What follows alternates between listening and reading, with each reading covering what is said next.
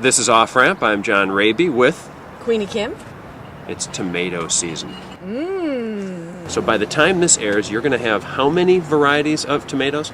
We'll have probably about 100 to maybe 130 varieties for this coming next weekend.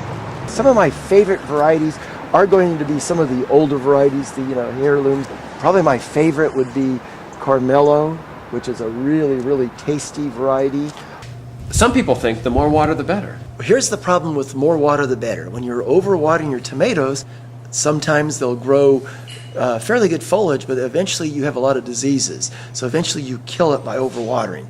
So in the beginning, you really want to deep water, let it dry out, deep water, let it dry out, deep water, let it dry out. It's really important. Yeah. You've got to let them go dry. So what's not a lot? Well, like every day, every other day? Okay, when they're young, we've got some 80-degree days. You may water them 3 times a week. It could happen. Okay. But as they get older, they might want to be deep watered maybe once a week. That's it. Yeah, it could be maybe August. We have some 100-degree weather, maybe twice a week. So you really want to give them a good deep watering.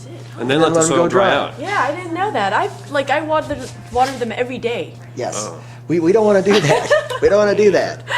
I can still remember back in probably the late 70s eating my first garden ripe tomato. A neighbor brought one over. I thought, what the heck? I don't like tomatoes. And then I tasted it, and it sprays all over your face. You got juice running down your chin. It's like eating your first really good peach. You remember your first tomato? I don't remember my first tomato, but I do remember my first really good peach. Yeah.